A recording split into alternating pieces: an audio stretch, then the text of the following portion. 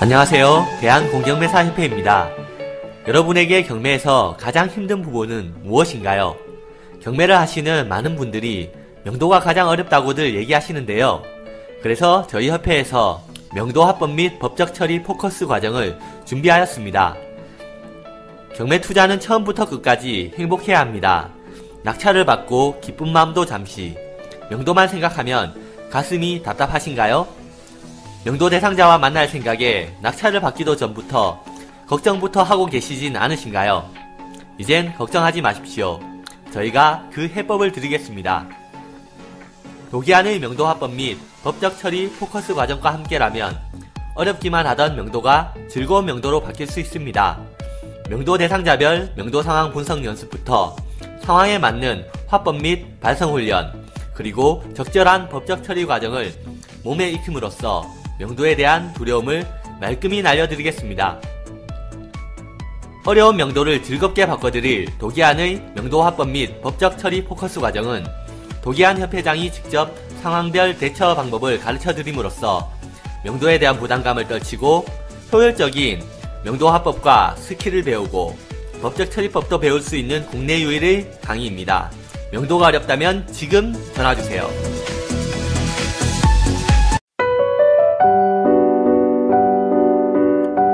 네, 안녕하세요. 도기한입니다. 오늘은 법원 경매 올바로 공부하기 코너입니다.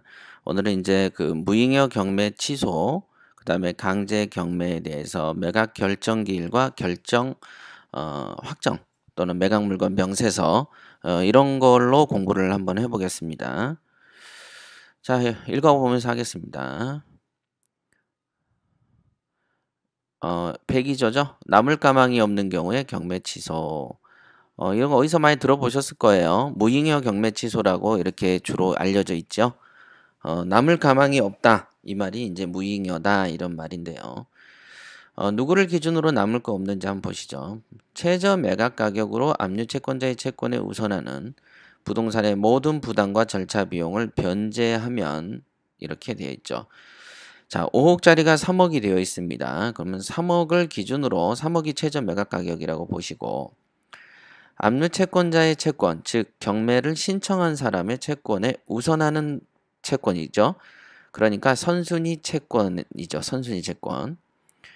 그래서 경매를 신청한 사람보다 앞서서 성립한 선순위 채권을 다 물어주고도 돈이 예를 들면은 최저 매각 가격이 3억인데 경매를 신청한 사람보다 앞서 있는 채권을 합쳐보니까 3억 1천이다 이렇게 한번 보십시오. 그러면은 3억에 그 낙찰이 되면 3억 1천만 원을 딱 주게 돼버리면 어떻게 되죠? 경매를 신청한 채권자는 한 푼도 가져갈 게 없지 않습니까?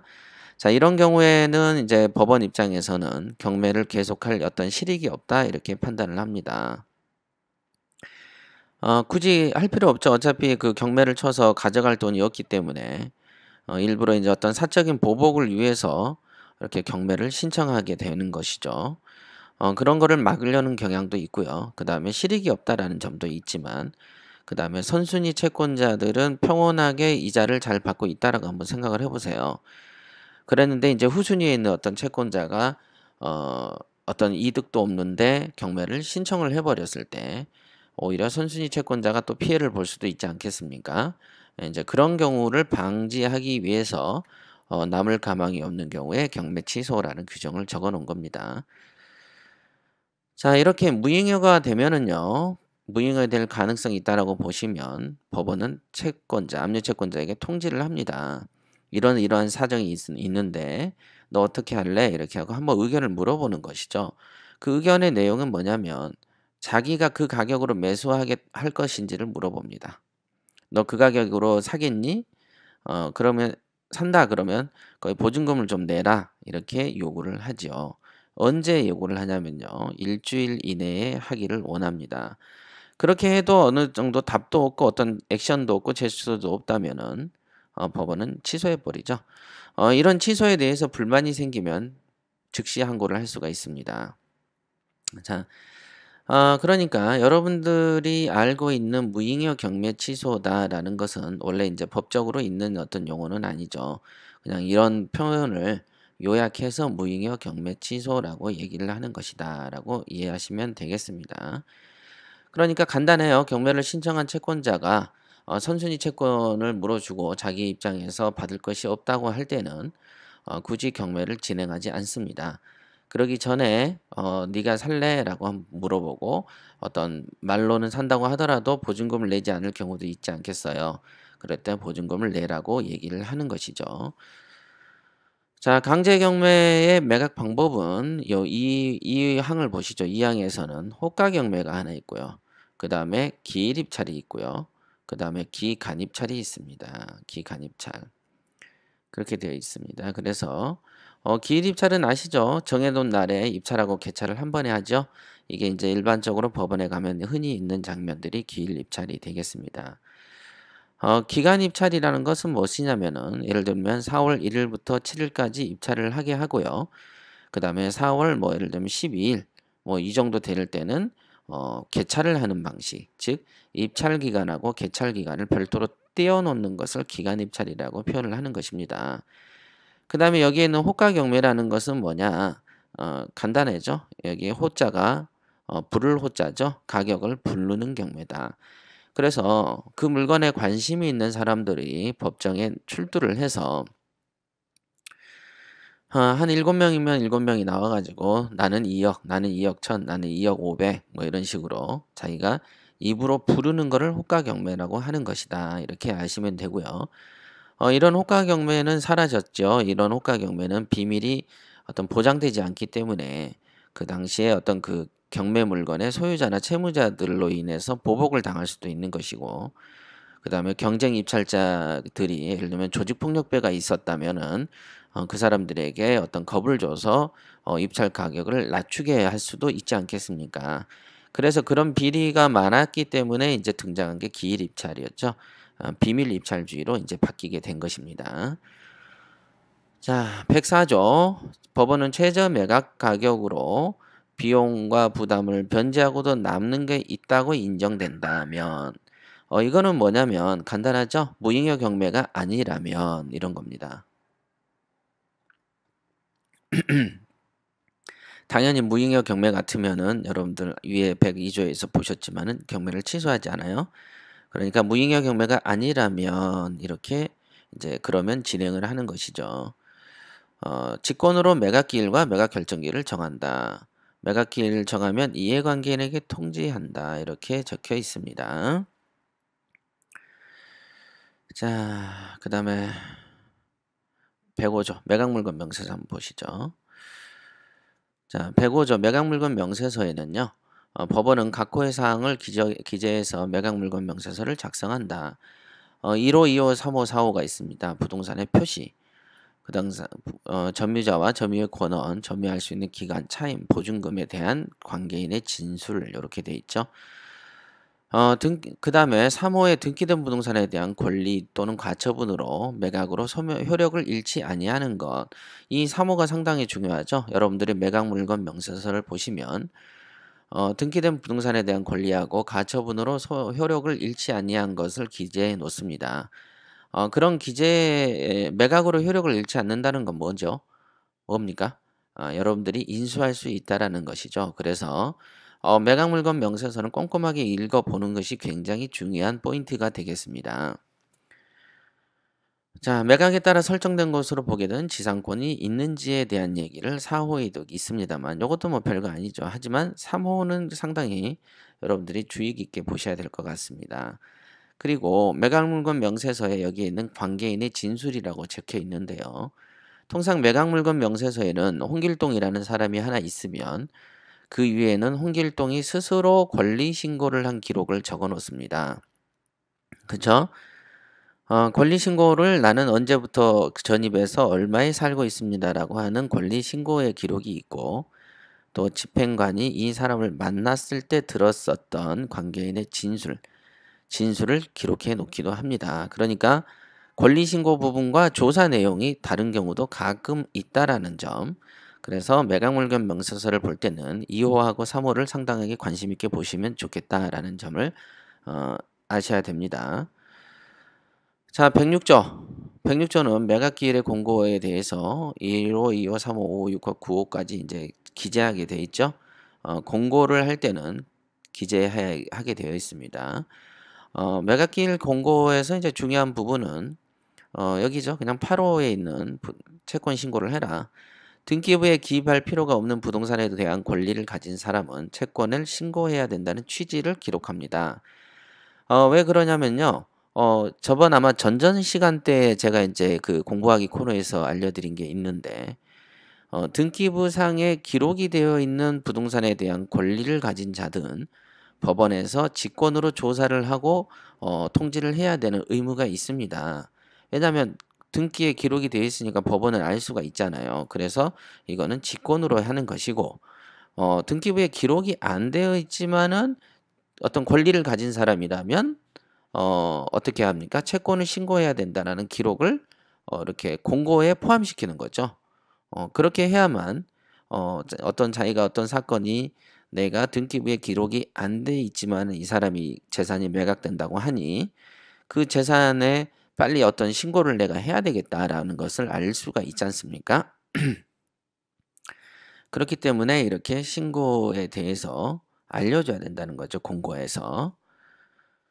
자, 107점 매각 장소, 매각 기일은 법원 안에서 진행을 합니다. 다만 집행관은 법원의 허가를 얻어서 다른 장소에서 하기도 합니다. 통상 부동산 경제 경매나 임의 경매는 법원 안에서 진행을 합니다. 하지만 동상 경매 같은 경우는 어떻게 합니까? 통상 그 집행관 사무실 앞에서 그냥 특별하게 어떤 장소랄 것도 없이 그냥 집행관이 혼자서 그냥 책을 읽듯이 읽으면서 유찰을 선언하기도 합니다. 그러니까 이런 경우는 법원 안에서 하는 게 아니죠. 그쵸? 그 다음에 또 다른 경우는 어디서 하냐면 동상경매 같은 경우에는 그 물건에 어떤 그 압류 딱지 있죠? 딱지를 붙여놓은 그 물건지 앞에서 또는 물건지 안에서 매각을 진행하기도 합니다. 자, 이런 경우가 주로 이제 동상경매에서 볼 수가 있고요. 부동산 경매에서는 그런 일이 없다 이렇게 보시면 되겠습니다. 108점 매각 장소의 질서 유지. 집행관은 다음 각호 가운데 어느 하나에 해당한다고 인정되는 사람에게는 매각 장소에 들어오지 못하게 하거나 들어왔다면 내보내거나 그죠? 또 그 사람의 매수 신청을 못하게 할 수도 있습니다. 매수 신청이라는 건 뭐죠? 아예 입찰 서류를 제출하지 못하게 하는 것을 말합니다. 1, 2, 3, 4호의 유형이 있는데요. 1호는 다른 사람의 매수 신청을 방해한 사람. 당연하게 어떤 다른 사람의 매수 신청을 방해하면 이 나가라고 할 수 있겠죠. 그 다음에 이제 매수 신청을 받지 않을 수도 있겠습니다만은 실제로 어떤 방해 정도가 강하다면은 4호에 있는 것처럼 형법에 의해서 처벌을 받지 않겠습니까? 그죠? 이런 사람들은 이런 조치를 받을 수가 있다라고 보시면 되고요. 2호에 있는 다른 사람하고 담합을 하거나 매각의 적정한 실시를 방해하는 사람도 또한 못 들어오게 하거나 내보내거나 매수 신청을 하지 못하게 할 수 있습니다. 또 1호, 2호의 행위를 교사한 사람, 교사라는 건 누구누구를 지휘 감독해서 시키는 사람을 교사라고 하는 거죠. 배후 조종자를 말하는 것입니다. 실제 현실에서는요. 1, 2, 3호의 상황들이 극히 발생을 잘 안 하고요. 한다고 해도 여러분들이 이제 그 집행관과 그 당시에 어떤 사무관들이 그거를 발견해 낼 수도 없을 뿐더러 겨우 하는 것이 그냥 좀 시끄럽습니다. 조용히 해주세요. 뭐 이 정도에서 그치고 있다. 또는 핸드폰을 켜고 계속 키면은 물론 나가라라고 큰 소리는 칠 수 있겠지만은 실제로 막 이렇게 강제로 내보내거나 이런 경우는 대부분 잘 안 하려는 경향이 있지 않겠습니까? 그죠? 뭐 한두 번 지적받으면 그 사람도 뭐 전화기를 꺼놓거나 하지 않겠습니까? 그죠? 특히 4호회 같은 경우에 4호에는요, 아예 이제 여기 나왔죠? 어떤 유죄 판결을 받고 확정일로부터 2년이 지나지 아니한 자 이렇게 되어 있습니다. 그렇죠? 유죄 판결을 받고 확정일로부터 2년이 지나지 아니한 자인데 어떤 유죄 판결인가를 봤더니 매각에 관하여 처벌받은 전력을 말하는 것입니다. 물론 뭐 예를 들면 선거 범죄를 해가지고 유죄 판결 받고 확정 판결로부터 2년이 안 지난 사람에게 매수를 거부하거나 금지시키는 게 아니고요.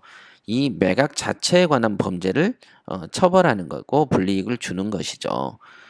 136조, 137조 요런 것들은요. 여러분들이 한번 읽어 보시면요. 다 부동산에 관한 내용들이고 경매 입찰 방해죄 또는 부동산의 강제 집행 효용 방해, 효용 무효죄, 그다음에 공무집행 방해죄, 그죠? 공무를 방해하는 경우들도 있겠죠. 그다음에 이제 또 뭐가 권리행사 방해죄, 뭐 이런 것들이 이런 행위를 해가지고 확정 판결도 받고 그때로부터 2년이 지나지 아니한 자는 이 질서 유지 차원에서 못 들어오게 한다 이거죠. 그러나 현실적으로 어떻습니까? 사후의 사항을 밝혀내기는 힘들죠. 그냥 모르고 진행된다라고 보시면 맞겠습니다. 그래서 민사집행법 108조에 있는 매각 장소의 질서 유지는 그냥 소극적인 선에서 지켜질 것이다. 이렇게 보면 맞겠습니다. 자, 109조. 매각 결정 기일은 매각 기일로부터 일주일 이내에 한다. 이렇게 정해놔 있습니다. 그러니까 이제 일주일 이내에 하죠, 실제로. 그래서 매수가 즉 매각이 되면 매각 허브 결정은 매각 기일로부터 일주일 이내에 하지 않습니까? 그죠? 그 다음에 일주일 있다가는 그 허브 결정에 대한 확정 또는 불확정 결정을 하게 됩니다.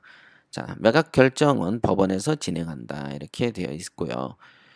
실제 법원에서 진행을 하고 매각에 대한 허브 결정 같은 경우는 확정 불확정 결정도 그냥 그 법원의 게시판에 게재함으로써 효력을 발생시키지 굳이 뭐 낙찰자나 기타 뭐 차순위 매수인 이런 사람들에게 통지를 하지는 않습니다. 자, 오늘은 상당히 길게 했죠. 자, 조항을 한 서너 개 정도를 더 해설해 드렸습니다. 오늘은 여기까지 하겠습니다. 수고하셨습니다.